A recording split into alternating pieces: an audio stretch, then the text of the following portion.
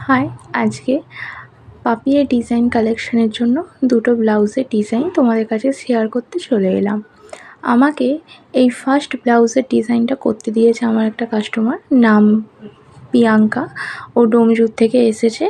আমাকে ও একটু ডিপ নেকের ওপর দিয়ে গ্যাপ লাগিয়ে ব্লাউজটা এরকম ও যেমন স্টাইলের ওপরে বলেছে সেরকম অনুযায়ী আমি ওকে করে দিয়েছি। লটকানটা এরকম করেছি।